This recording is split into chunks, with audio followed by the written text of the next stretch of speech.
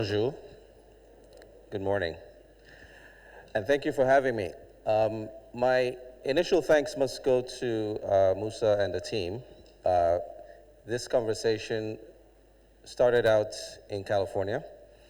Musa was visiting, and we were at the Orange Fob in Silicon Valley, where I've been supporting Orange and the entrepreneurs for the last 5 years. And even more so, Musa was there to learn more about the ecosystem and see how Orange globally and Orange in Africa can draw some knowledge, and he invited me here. Of course, a lot of the expectations for this was coming to Senegal, being able to be part of this and share with you some of our experiences and knowledge in the space and the sector. Digital transformation is always an interesting topic. I'm fortunate, very fortunate to live in a place where technology is not something we aspire to in Silicon Valley. Technology is actually a way of life, right? My next door neighbor in my home wakes up in the morning, leaves his house. It's California, the sun is always shining. He has solar panels on his roof, and he drives a Tesla, right? The sun is charging his car during the day. He drives to work. On his way to work, the kinetics of the wheels are keeping the battery charged. He gets to work, parks his car, there's a car charger there. He leaves work, comes back home, and the Tesla powers the house, right? So in a period where you find that digital transformation is going to be doing a lot, my presentation today is going to humanize the process of digital transformation. And I'm doing this because my colleague in previous keynotes has actually done a fantastic job of laying out the entire playing field, from the technical sides to the aspirational sides, and even down to the financial side. Of course, when I was preparing for this presentation, I talked to a few friends in Silicon Valley, and I said, hey, I'm going to Senegal. I'm going to be talking about digital transformation. I'm presenting to members of the Orange team from all over Africa. And they said, well, Stephen, one of them said, I need you to warn them about something. And I said, what do you mean warn them about something? It's digital transformation. I said, no. Have you ever seen the movie Transformers? How many people have seen the movie Transformers? Right? So we all pray for that day, right? Smart cars, smart infrastructure. Smart this, smart that, digital this, digital that. But the day you wake up and your car looks at you and says, I'm not going anywhere today. And then you put the key in the car and you say, will you start, you damn car? And the car stands up and the wheels stretch out and the car stretches out and stands 20 feet tall. I want you to remember this day and know that this is what digital transformation did to you, right? And that's the bad side of the conversation, right? That's Hollywood. Staying in Hollywood, as the MC said, I had to prepare for this. And when I prepare for talks around the world, I make sure that I actually look the part. So my entire outfit is a fusion. It's a fusion between Senegal and Wakanda, right? And in the interest of digital transformation, I'll tell you this, all of these threads here are actually business cards. If you come close to me and you touch it, my business cards go straight to your brain, and you will never forget me. Who wants to touch me? Anybody? Come on, guys, it's digital transformation. Come forward. There we go. Now she's on LinkedIn. She just joined me on LinkedIn, right? We just connected on LinkedIn, okay? And why do we say this? Because I'm an Afrofuturist. I believe in the future of Africa. I only sell the African future. And Black Panther, for all of the fiction that was in it, was actually the one time Hollywood was willing to tell that Afrofuturistic story, right? Because we've seen it with the other films, we've seen it with the other publications. But at this time, they talked about an Africa that had AI, an Africa that had deep learning, an Africa where women technologists were actually the leaders, and an Africa where security of information was actually going to be the key capital of the future. ladies and gentlemen, that's the summary of digital transformation. If you're transforming your organizations digitally, and you're not empowering women leaders, you're not doing it right. If you're transforming your organizations digitally, and you're not focused on security, you're not doing it right. And finally, if you're transforming your organizations digitally, and this is where Orange has to get full credit, kicking off this show and bringing all of the Orange partners here, for me, was the highlight of my day, right? Because I'm seeing an organizational-wide effort, but I'm seeing it across countries in Africa, some of whom I've visited, but now I know I have touch points. Each one of you I want to meet personally because I have touch points now that I can reflect with when we expand these programs. And we know the responsible parties, we know the women who are backing them, we know the initiatives that they want to push forward, and then most importantly, we know that there's an institution like Orange that is leading the fray. So, we talk about this Afrofuturism, and I always have this presentation. It's Africa Now and Africa Next. Africa Now is what we're doing right now. Africa Next is what we hope to be doing following the next wave of innovation, the next wave of activity, the next wave of talent development, and most likely the next wave of Black Panther. What will Black Panther 2, Black Panther 3 look like, right? Are we going to have it like the Fast and Furious or like, any other Hollywood fictional story? Or are we going to actually look at those stories and realize that these are actual elements of Africa's future? And as aspirational as they are, they're quite indicative of things that we can do if we look into a room like this and gather a lot of inspiration from a room like this. So let's start with Africa Now. Africa Now from a venture standpoint. Digital transformation, for all of its pomp and pageantry, is nothing without proper infrastructure, is nothing without proper physical infrastructure that now translates or transmits into what could be the backbone of digital infrastructure. By that, Africa Now is such that we are now seeing a time where, unlike ever before, from the fiber optic cables that are running undersea all the way through Europe, there's a lot of infrastructure now that's going in to ensure that Africa is indeed a connected continent. You have companies like Convergence Partners out of South Africa, Helios, who are making sure that this infrastructure readiness and this infrastructure investments are being done now in partnership with a lot of large funded agencies.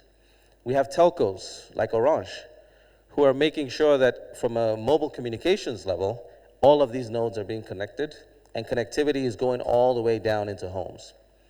There is no way Africa can become digitally transformed if the right type of infrastructure and the innovation around these infrastructures are not properly presented.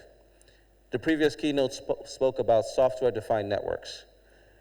It's important that we know that even in Silicon Valley, when we start to think about high-performance computing, when we start to think about virtualization, when we start to realize the fact that companies like Uber and Lyft and Airbnb, these are companies that were naturally built on the fact that GPS technology already existed and was functional. So from an infrastructure standpoint, if you're a venture capitalist and you're looking at Africa's future, you want to start by looking at where Africa's infrastructure can actually have byproducts. Because there is no Uber without GPS technology. And if you're an early investor in Uber, you would realize that those were one of the first value propositions that these guys pushed out.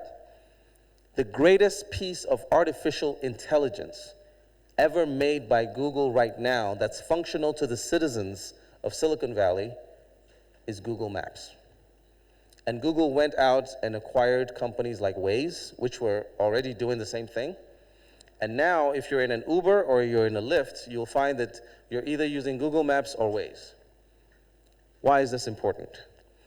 Because every day I wake up and I step out of my house, I expect that there will be horrendous traffic.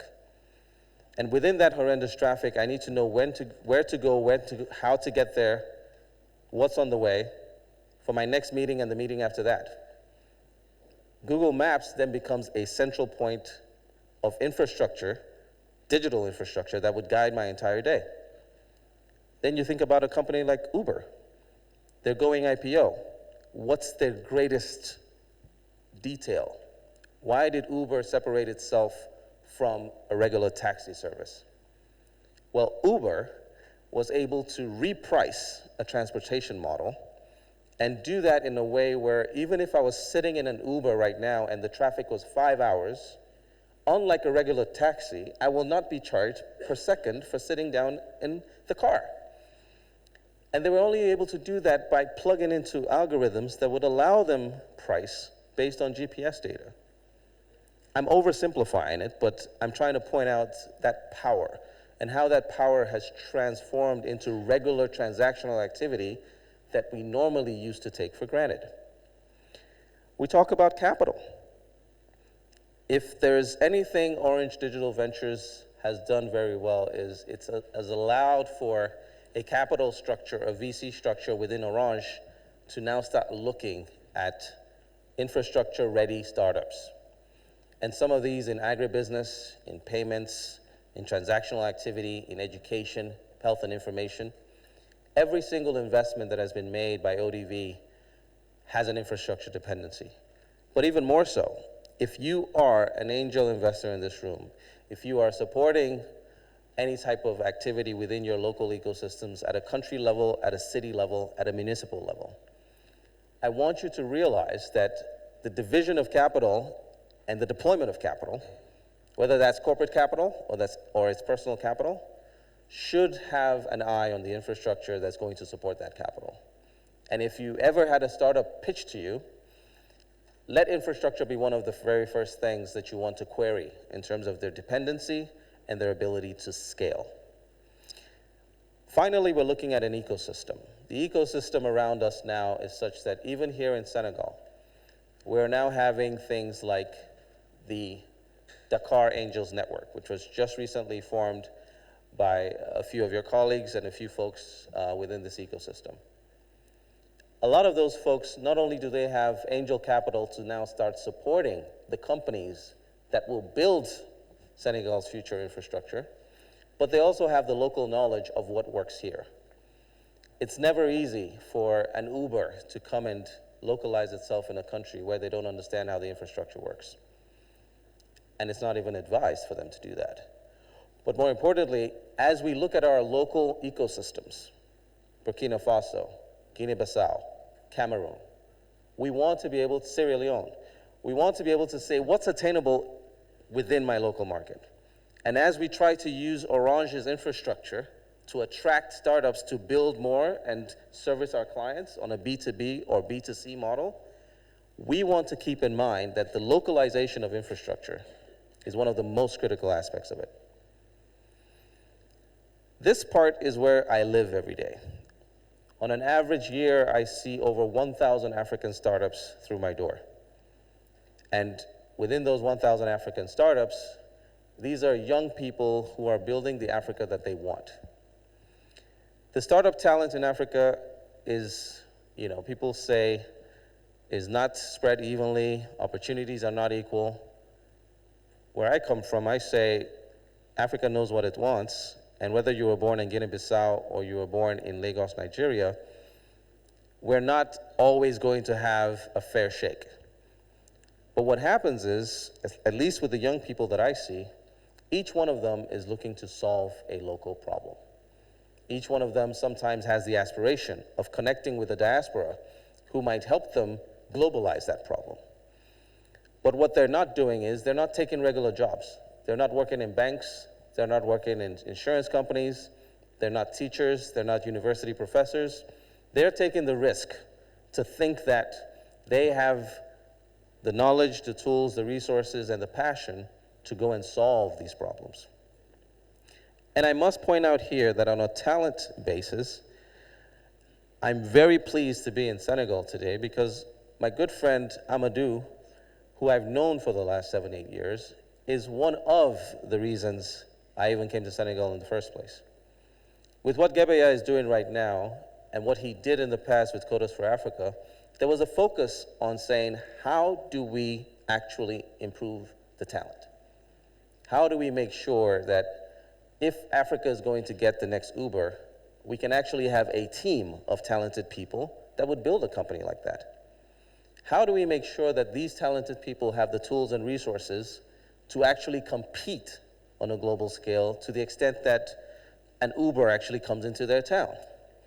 And then more importantly, how do we make sure that outside of the frailties of our institutions, the institutions that we know, the schools, the universities, that may not be good enough. Let's leave government alone right now, right? Let's leave them alone. They're not our problem right now.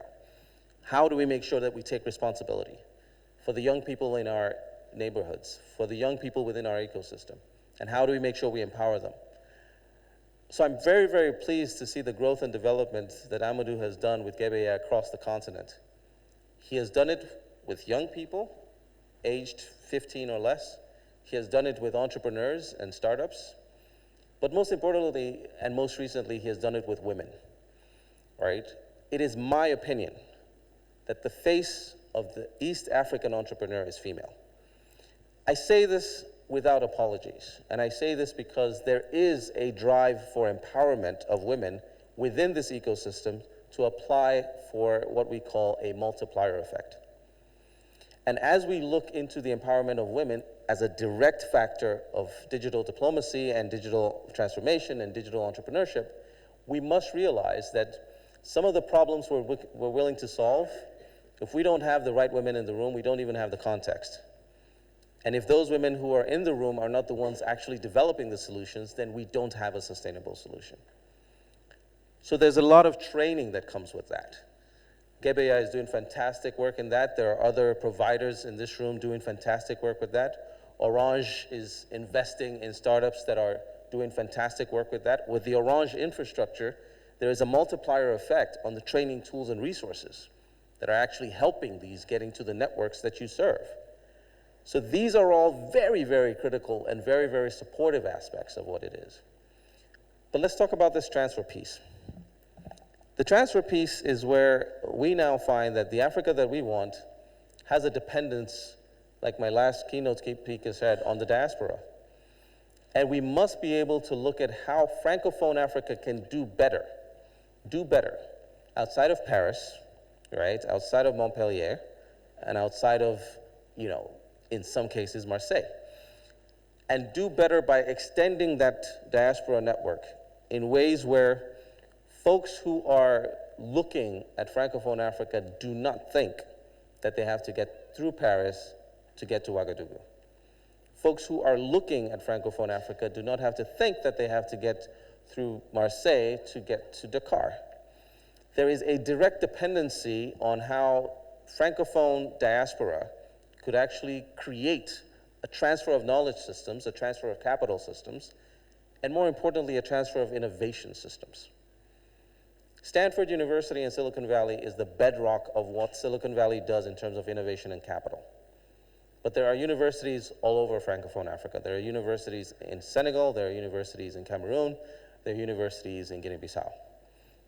Let's not delve into quality indexes and whatnot, but let's delve into the fact that there are public-funded technology transfer partnerships that are available for some of these universities and that folks in this room can actually activate and take care of without necessarily having to go to Paris, because we're all African and we can do it from an African scale.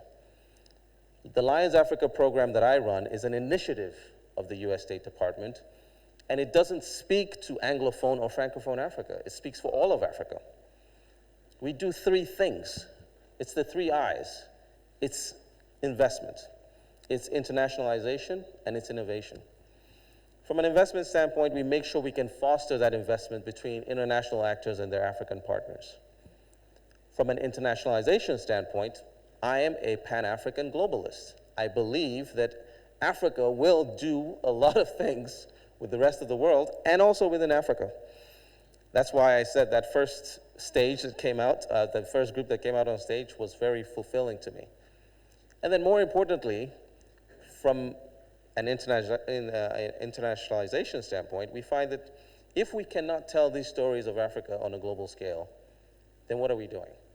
How do we know that the market in Senegal is big enough for a startup in Senegal when we have not given that startup the opportunity to get into Lagos, to get into Cape Town, to get into Kigali?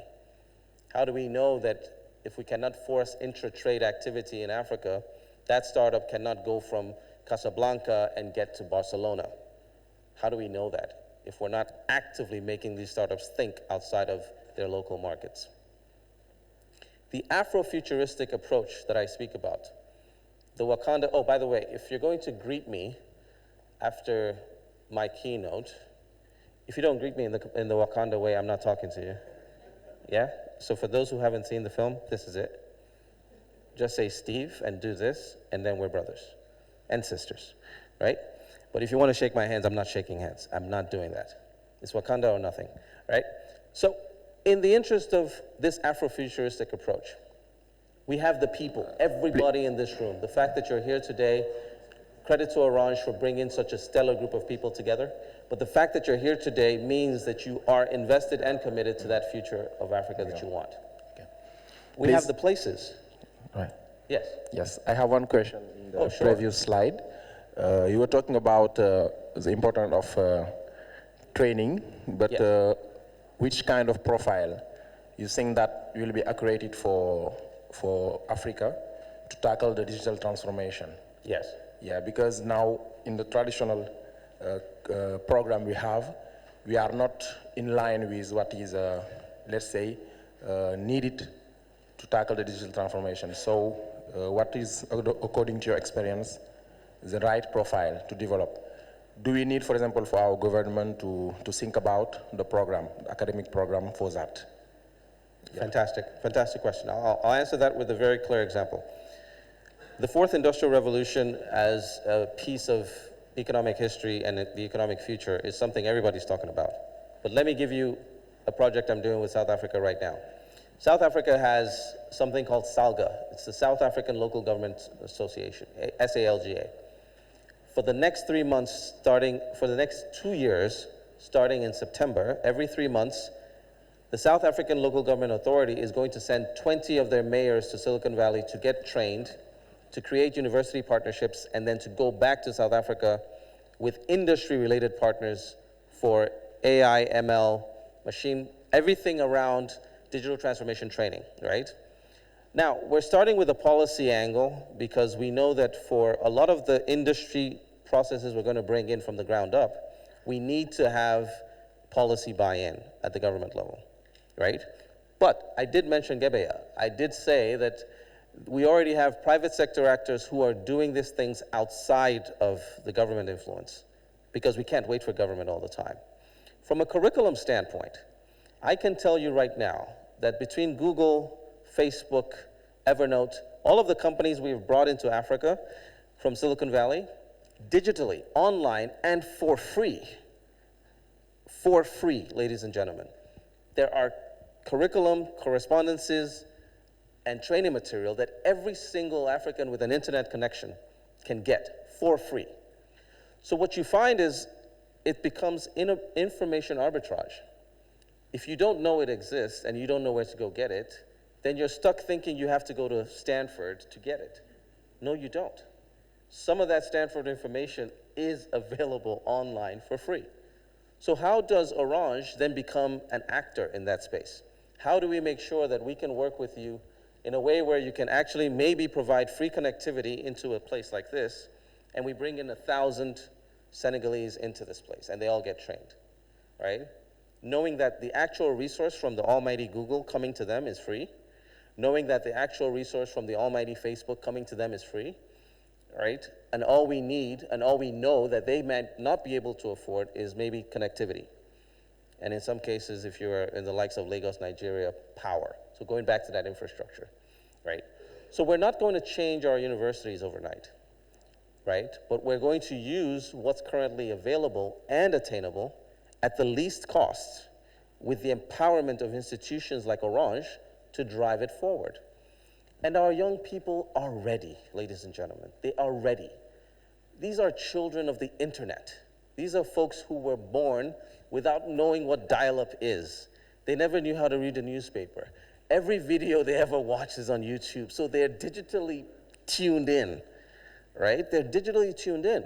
Our responsibility then becomes the enabling environment, the enabling infrastructure. We have a question at the back. Yes, please. Hey, actually, when I hear you talking, we kind of have two facts.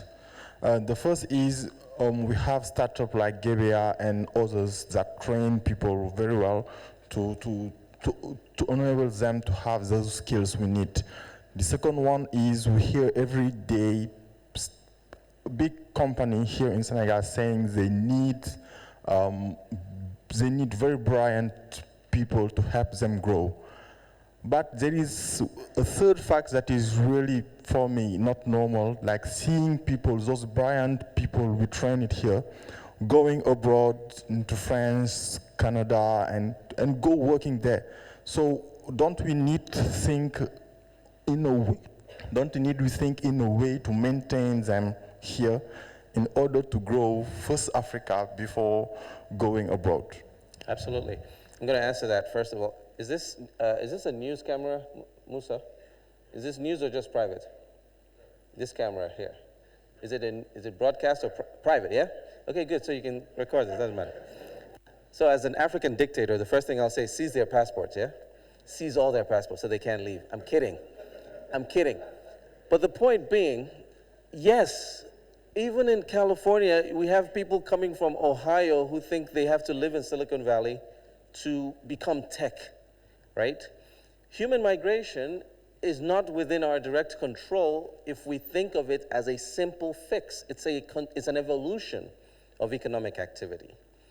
But I'm saying that if I had a magic wand, for me to be able to do what you want in a way that's sustainable, I will invest in 30, 40 gebeas, right? And I will work with the gentleman who asked me this question about training and work with Orange and see if I can build 30, 40 infrastructure centers that can train these folks.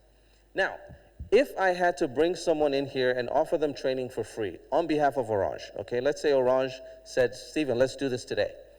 Then I can say to that person or that young person, hey, based on this training you're getting for free, you're going to have to work within an Orange-led facility or Orange-led program for the next 12 months minimum. I will pay them something that's quasi-competitive, right?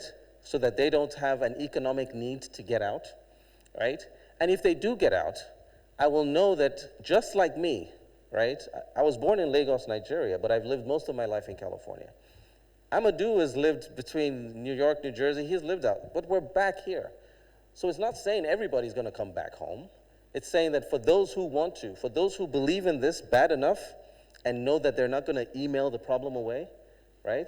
I'm not gonna be on Facebook or Twitter arguing with Africans about what's good about Africa. If you wanna fix Africa, come back and fix Africa. Come back and work at home, right?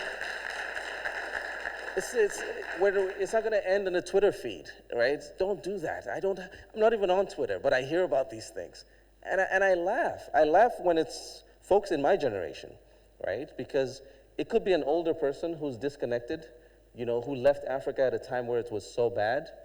But when somebody asks me yesterday, you're going to Senegal to give a speech, do they have water? And that person is under 30, I'm embarrassed for them.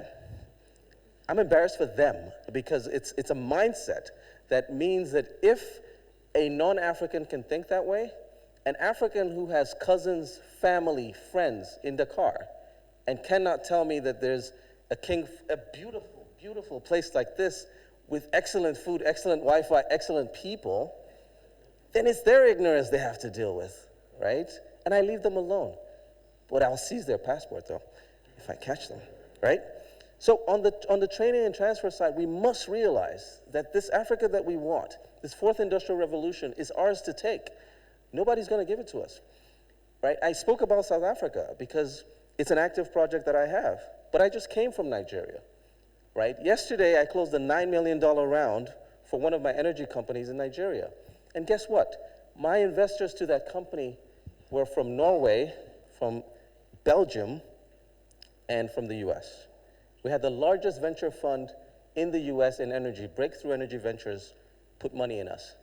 That was backed, Breakthrough Energy Ventures, if you Google them, Breakthrough Energy Ventures has Bill Gates, Jeff Bezos, Jack Ma, Vinod Khosla, Mark Zuckerberg. These are the LPs behind the company. We were their first African investment ever, right? Now, what's the backbone of that investment? I will tell you, it's just solar technology, okay? Nigeria, if you've ever been there, big problem with power. But we are offering solar technology in ways that are scalable. Our technology can power this entire hotel on solar. But what's more important? When we were trying to do this in the early days, we were getting grants from USAID and the likes. And they were telling us, go to the villages and power the villages. Great, we can do that. But those are not viable from a business model standpoint. Why will Bill Gates invest in a company like that? We had IoT technology, right? We had battery management systems. Every single one of my customers that's using my technology has, from my office, we can see what they're doing. If they don't pay, like Nigerians usually don't, we cut it off with the push of a button, right? So my financial model proves that it's sustainable. Now, there's still a lot of work to be done, but I'm trying to tell you how the Africa that we want, the Wakanda that we want, is actually here in Dakar, right? And it may not be for everybody to see, because just like Wakanda, right? Remember how you have to fly into a place, it looks like a mountain, and then you get in and then you see Wakanda? That's kind of how it is. When Amadou and I talk about Gebeya and the young people of the future, that's kind of what we see. But we still have to fight through the present, right? Africa now, Africa next. We are fighting Africa now to get to our Africa next. But we're not relenting. We are not relenting. So, and in all of this madness, in all of this talk, in all of this Afrofuturism, guess what, guys? The trend line is still up.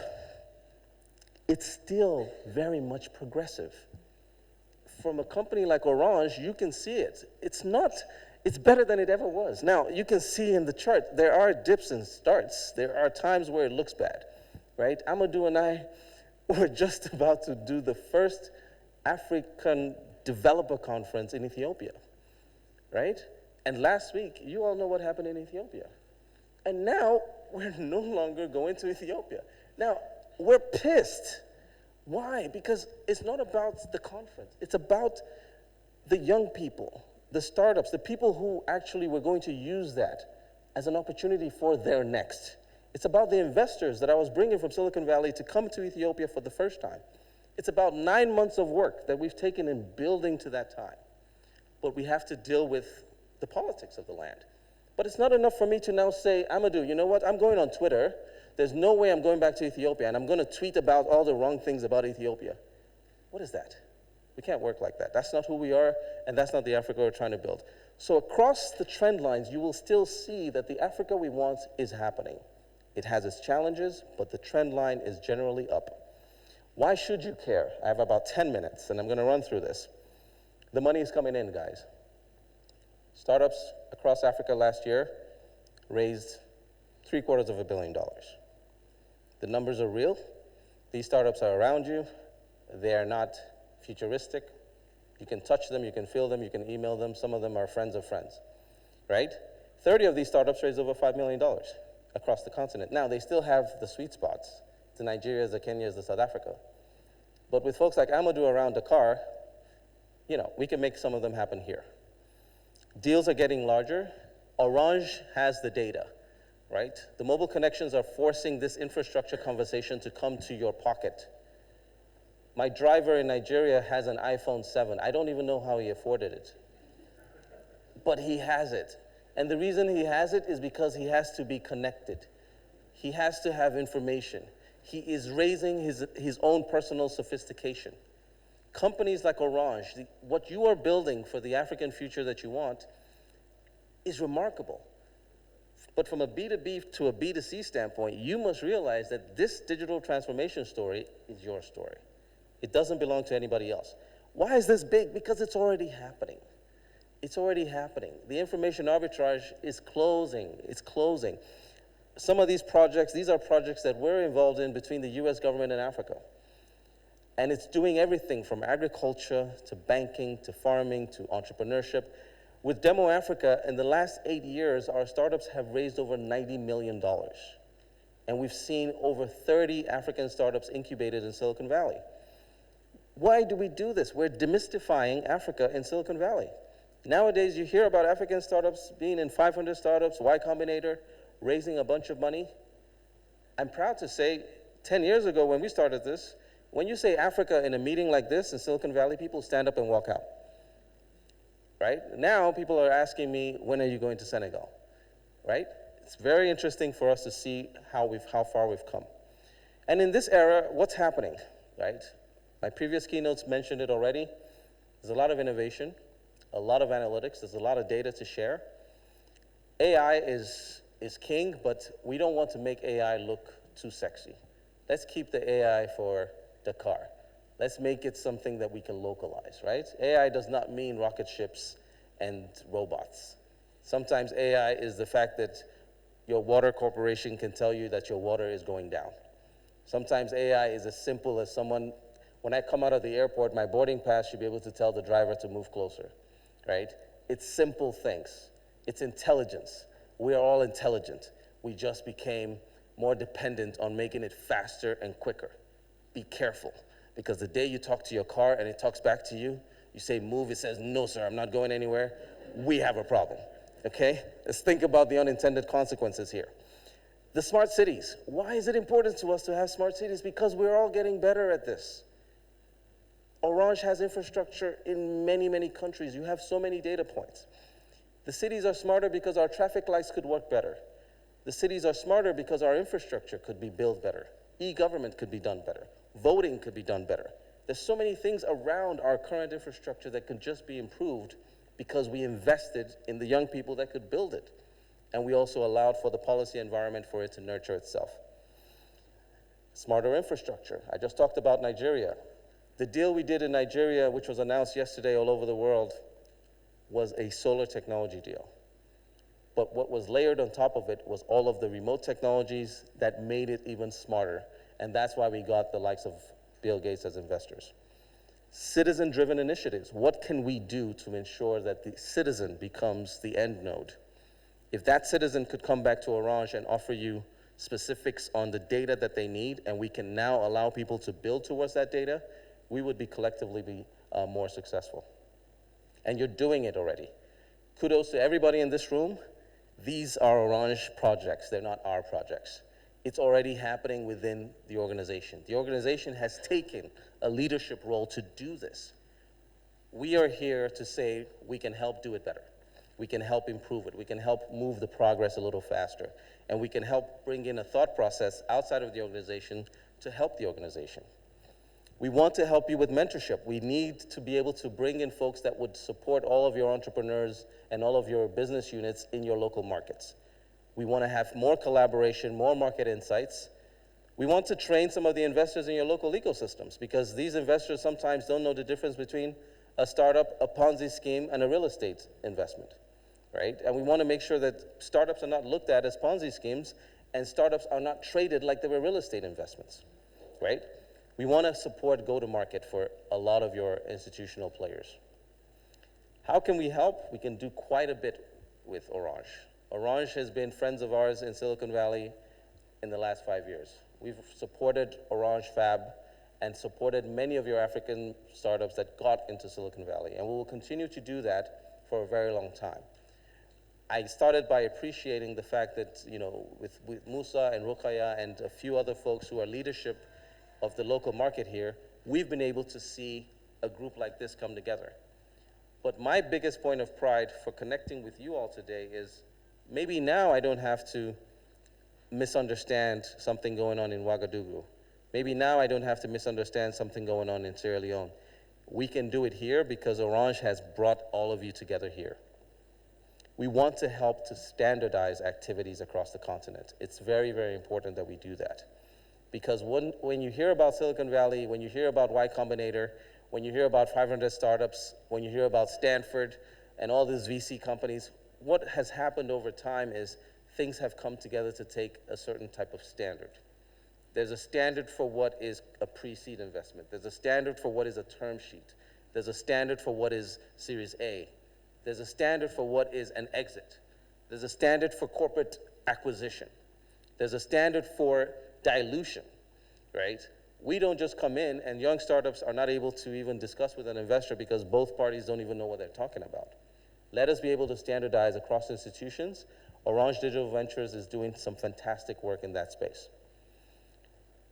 Who are we? We're a Silicon Valley-based organization. We've been doing this for over a decade. We run the largest startup program in Africa called Demo Africa.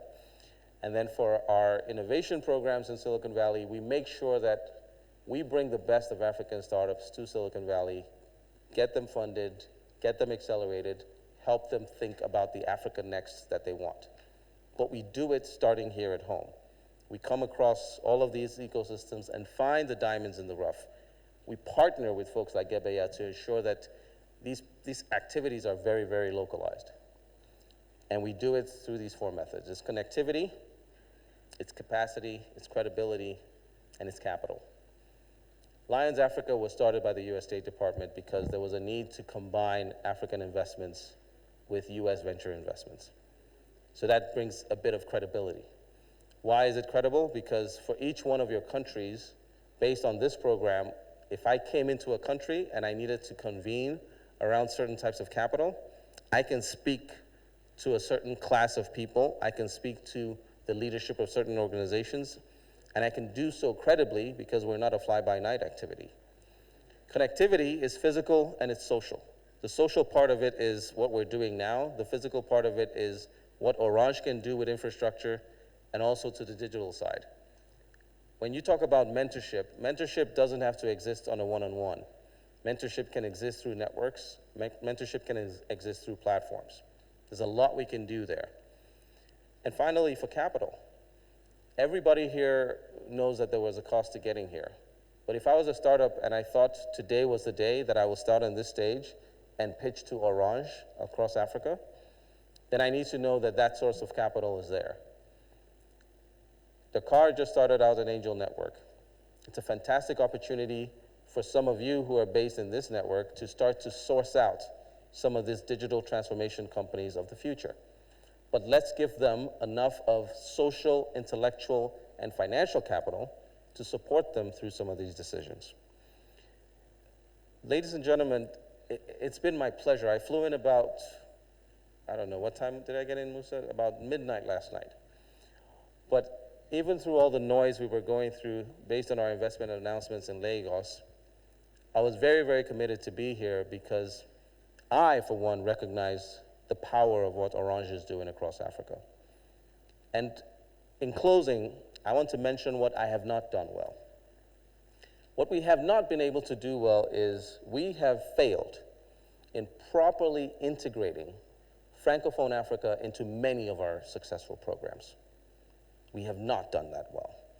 We have failed in properly ensuring that Francophone Africa has its place in the process of what we're doing. We have not done that well.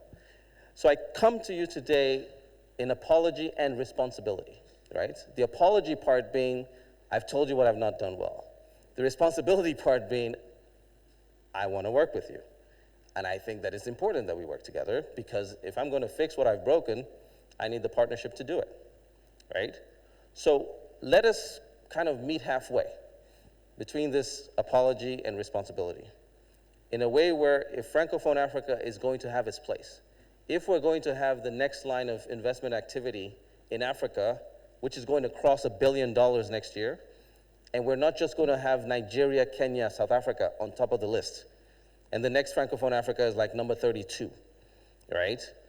We need to make sure that folks like us get in the room with folks like you and bridge those gaps. I apologize finally for my French. If I had to do all of this talk in French, your ears would hurt, your minds will be pained because I would totally assassinate the language. So I thank you for bearing this through my English. And then finally, in the interest of fashion and technology, based on the feedback I've gotten from a few of you on my outfit, I'm starting a new startup. It's called Wakanda Fashions. We're taking angel investors today, I am in room 617.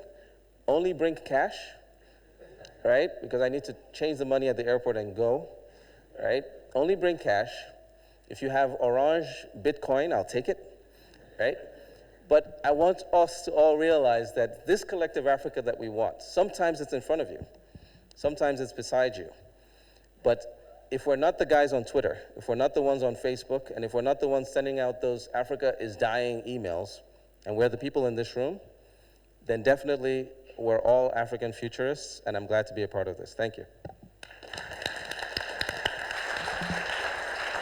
Thank you. I will broke English a little bit. So I thank you a lot for the pitch, and I share, in my heart, I shared everything you said about Africa, and it's very nice. But my mind don't want to. And I want to share you something that some people share with me, and I want to have your advice on it, because I discussed one time with a Senegalese boy, which is in a coding school. And he asked me something I think very interesting. He said that he don't believe really that we will, we will do something very nice with digital. And I was really disappointed.